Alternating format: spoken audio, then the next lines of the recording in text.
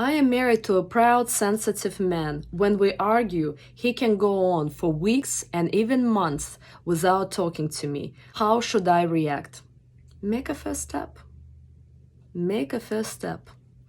You want your man to be strong or weak?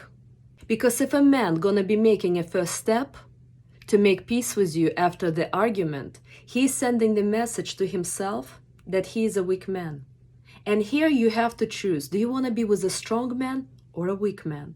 Because we as a women, we are in charge of the relationship. And when we surrender and when we shift our feminine energy, we can make a first step. And if you're very proud, you can just say, I am sorry that this happened. But if you're expecting him to make a first step and you want him always make a first step, consider that you want to be with a weak man. And if you are with a weak man, you can win the argument, but you're losing in your relationship. Because a dynamic where a man is constantly telling you, I am sorry, and he's making a first step, he will be sending a message to himself that he is weak. And deep in his heart, he will be feeling like he lost this battle, and he feels like he's a loser.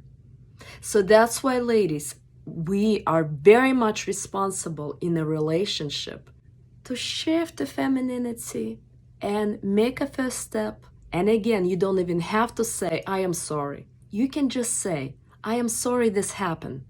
Are you sorry? Yes, you are. Is it hard? Not at all. To just come and tell your husband, I am sorry this happened. But in this dynamic, you are in a feminine energy and you allow your man to feel that he is the leader, that he is a strong, masculine man in your relationship. So please think about it. Namaste, my friends.